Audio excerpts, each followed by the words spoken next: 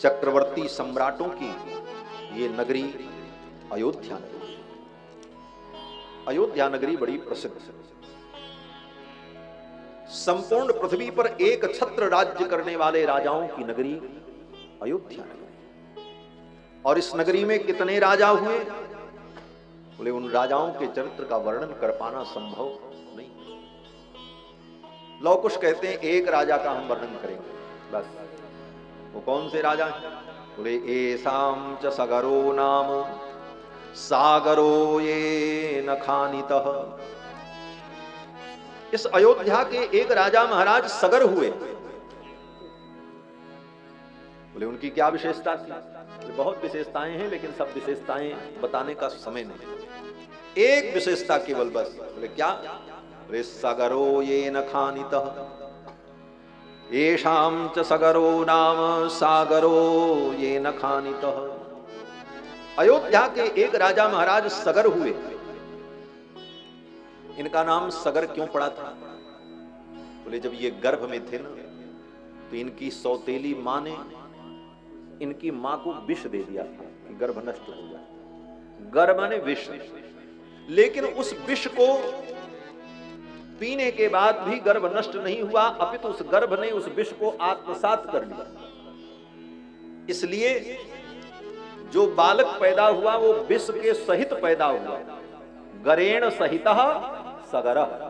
गर के सहित विष के सहित पैदा हुए, इसलिए इनका नाम सगर हुआ। और इनकी विशेषता क्या थी? बोले सागरो ये न खानितः। जिन्होंने सागर बना दिया। ये समुद्र क्या है? समुद्र का एक नाम सागर है। और सागर अयोध्या की देन है। अयोध्या के राजा महाराज सगर ने इसे खोदा था। छोटे मोटे राजा तो बावड़ी और तालाब बनवाते, पोखरा खुदवाते, लेकिन अयोध्या के राजा सगर ने सागर बना दिया, इसीलिए उसका नाम सागर है। सागरो ये न खानी। क्या अयोध्या का वैभव है! इक्ष्वाकूणाम इदम तेषाम राज्ञाम वंशे महात्मनाम। अयोध्या के राजाओं का जो वंश है वो बड़ा पवित्र वंश। महात्मनाम, जिस वंश में सब महात्मा ही हुए। वो जितने राजा हैं वो किसी महात्मा से कम नहीं हुए। और अयोध्यापुरी बोले कौशलो नाम मुदित स्फीतो जनपदो महान। कौशल नाम का जनपद, और उस जनपद में अयोध्या नाम की नगरी। कौशल जनपद बहुत बड़ा था।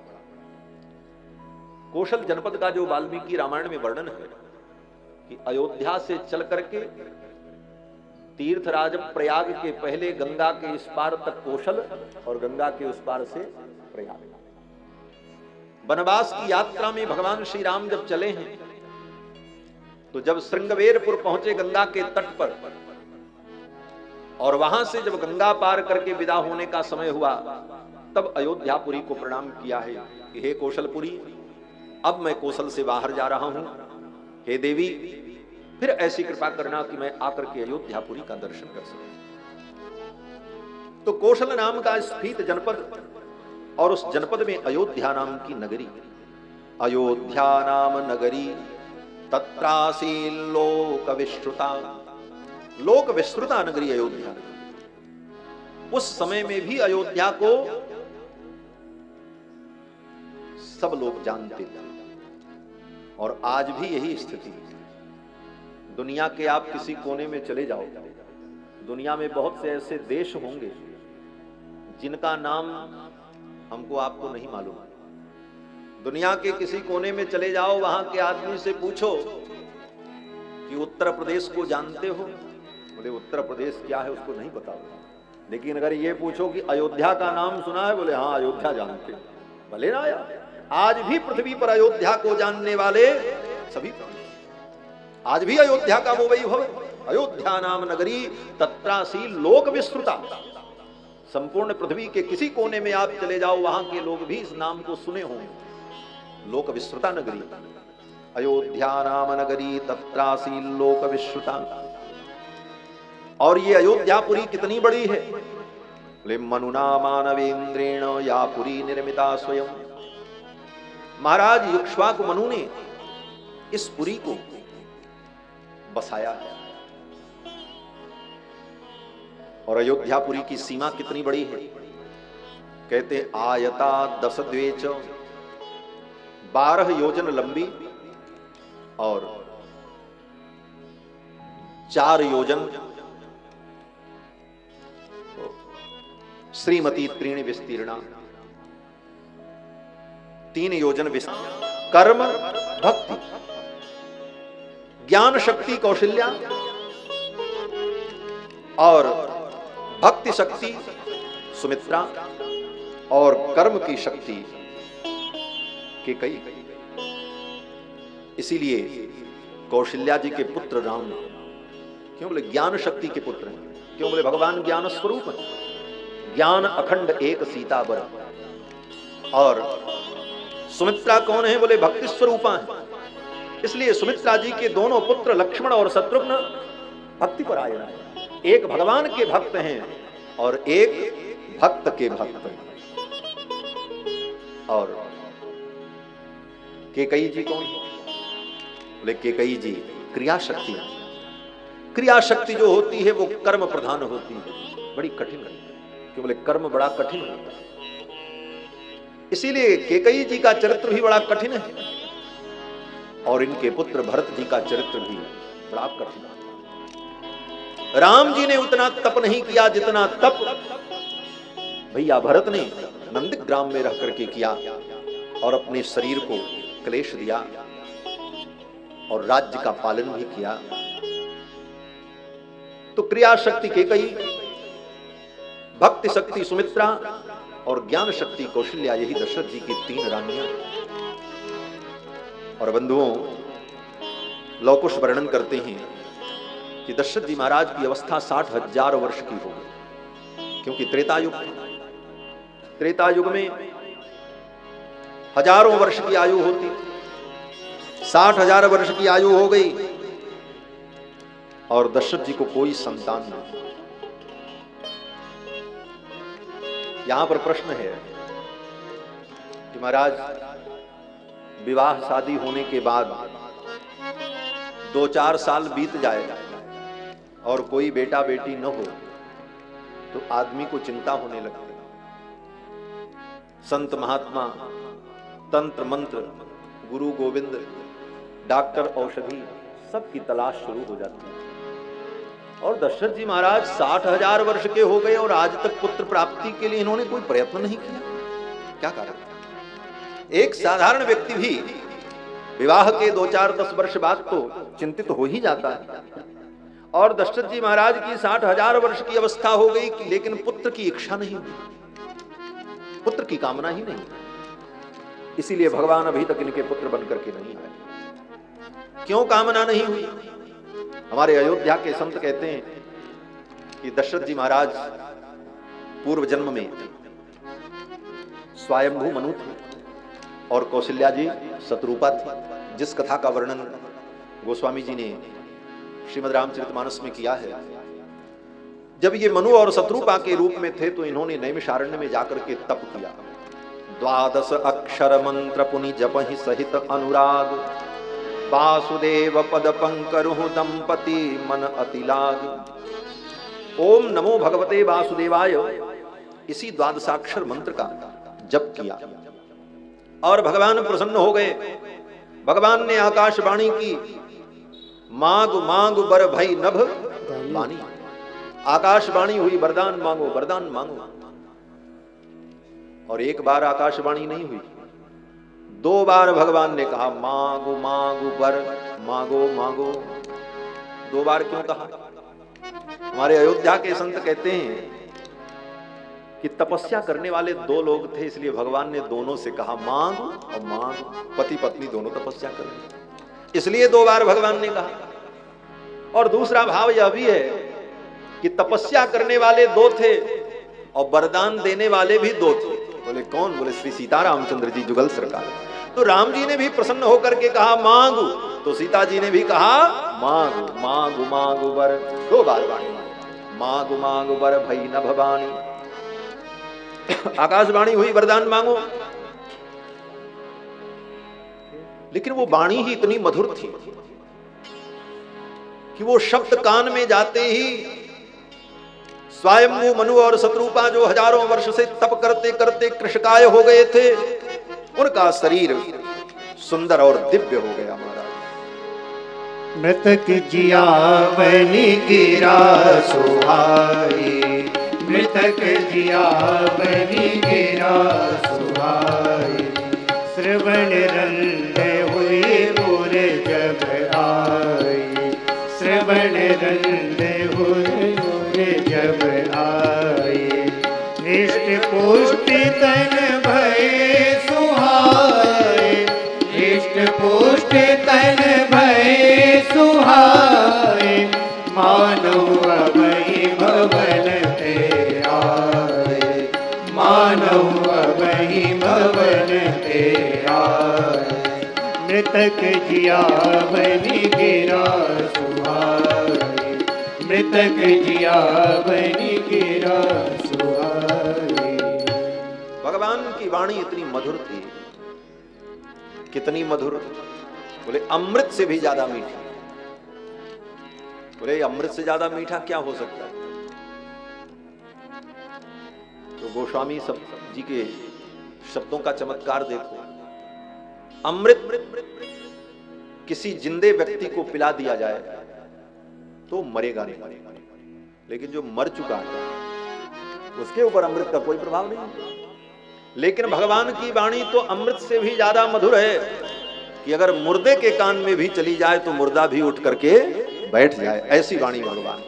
मृतक जियावन गिरा सुहाई, श्रवण रन रोहे उर जब आई।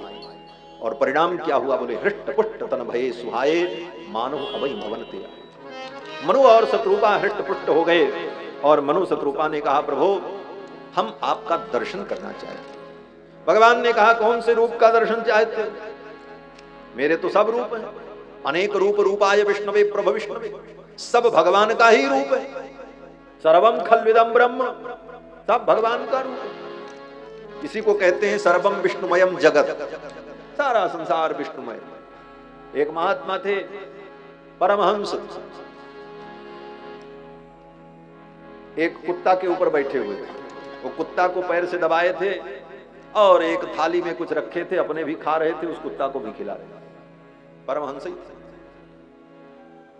कोई व्यक्ति आया और उसने कहा महाराज महात्मा होकर के आप ऐसा कुत्ते का जूठा खा रहे हो, तुम्हारी थाली में खा रहा है। तो परमहंस थे, उन्होंने कहा विष्णु पर स्थितो विष्णु हूं, ये कुत्ता भी विष्णु है और मैं भी विष्णु हूं। विष्णु पर स्थितो विष्णु हूं और विष्णु खादति विष्णवे, और विष्णु को विष्णु खा रहे हैं। कथम हंस रे विष्णु सर्वम विष्णुमयम जगत। अरे विष्णु तुम क्यों हंस रहे हो, ये सारा संसार ही विष्णुमय है। लेकिन ये ज्ञान की बहुत ऊंची कोटि है। उस कोटि में जब तक पहुंचे न, तब तक ये सब करना अपराध। आके जन्म का समय आया तो चले गए। सुर समूह विनती करी पहुंचे निज निज धाम, और देवता जब चले गए तब बोले जग निवास प्रभु प्रगटे, तब भगवान प्रगट। अरे भगवान जिस समय प्रकट होते हैं उस समय ब्रह्मांड के 64 करोड़ तीर्थ अयोध्या में उपस्थित रहते हैं। जिस दिन राम जी का जन्म होता है, राम जन्म महोत्सव के अवसर पर पूरे ब्रह्मांड के 64 करोड़ तीर्थ अयोध्या में रहते हैं। और उस दिन जो व्यक्ति अयोध्या में जाकर के भगवान का दर्शन कर लेता है ना, उसे 64 करोड़ तीर्थों में जाने का पुण्य प्राप्त है। यही दिन राम जन्म श्रुति गावे, तीरथ सकल कहाँ चले आवे। यही दिन राम जन्म श्रुति गावे, तीरथ सकल कहाँ चले आवे। तीरथ सकल कहाँ चले आवे, तीरथ सकल कहाँ चले। जिस दिन राम जी का जन्म होता है उस दिन ब्रह्मांड के 64 करोड़ तीर्थ अयोध्या में अपनी हाजिरी लगाते हैं। उस दिन अगर पहुंच गए तो 64 करोड़ तीर्थों में जाने का ही फल प्राप्त होता है।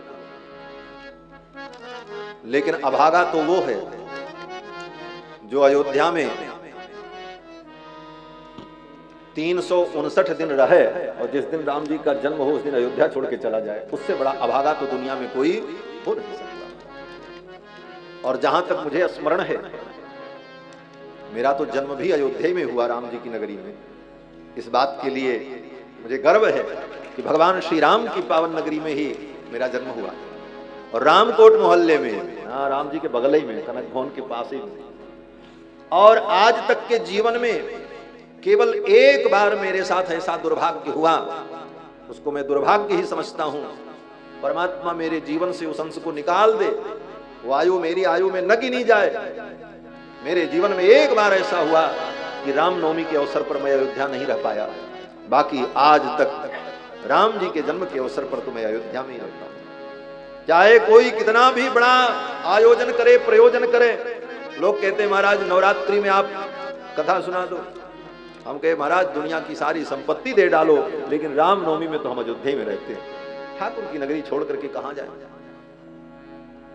महाराज राम जी का जन्म जब होता है अयोध्या अद्भुत होती है, वहां के कण कण में देवत्व प्रकट होता है और ये अनुभव नहीं होता। जो अयोध्यावासी हैं उनको अनुभव होता है। तो भगवान के जन्म के समय में अयोध्या में रहना ये परम सौभाग्य। और देवता अयोध्या छोड़ के चले गए। जगनिवास प्रभु प्रगटे अखिल लोक विश्राम, और सुर समूह विनती करी पहुंचे निज निज धाम। तो कहते हैं नहीं, देवता अभागे नहीं थे। देवता गए तो अपने धाम में, लेकिन देवताओं का असली धाम क्या है? बोले देवताओं का असली धाम भगवान है। ये जितने देवता हैं भगवान के अंग अंग में निवास करते हैं। प्रत्यक्ष प्रकट होकर के देवताओं ने पहले भगवान की स्तुति की, और स्तुति करने के बाद वो सब देवता भगवान के एक एक अंग में जाकर के प्रतिष्ठित हो गए। चंद्रमा भगवान के मन में समाहित हो गया, सूर्य भगवान के नेत्रों में समाहित हो गए, अग्नि देवता भगवान के मुख में समाहित हो गए, वायु देवता भगवान के कानों में समाहित हो गए। वेदों ने कहा है ना, चंद्रमा मनसो जातश्चक्षो सूर्यो वजायत श्रोत्राद वायुश्च प्राणश्च मुखाद अग्निर अजायत। ये सारे देवता भगवान के तत्त अंगों में जाकर के प्रतिष्ठित हो गए। सर्वदेवमयो हरि, भगवान सर्वदेवमय है। इसीलिए भगवान की पूजा से सबकी पूजा हो जाती है। आप राम जी की भक्ति कर लो, 33 करोड़ देवताओं की भक्ति हो गई। अलग से फिर किसी की भक्ति करने की जरूरत नहीं है। क्यों? बोले सब राम जी में ही विद्यमान है, राम से बाहर कोई है ही नहीं, सब राम जी में। राम जी की आरती उतारोगे तो राम जी की आंखें कौन है? बोले सूर्य भगवान है, सूर्य भगवान की आरती होगी। आरती उतारोगे तो राम जी के हृदय की भी आरती होगी। हृदय में कौन है? बोले मन में चंद्रमा है, चंद्रमा मन हो जाता, उसकी भी पूजा हो गई। भगवान के वक्षस्थल की आरती उतारी, बोले वही धर्म है, धर्म की पूजा हो। भगवान के मुख की आरती उतारी, भगवान का मुख ही अग्नि है, मुखाद अग्निरजायत। तो भगवान के एक एक अंग में सारे देवता निवास करते हैं। इसीलिए भगवान को सर्वदेवमय कहा गया, सर्वदेवमयो हरि। और सभी देवता भगवान में प्रतिष्ठित हो गए। अब भगवान के प्रकट होने का वो समय आ गया।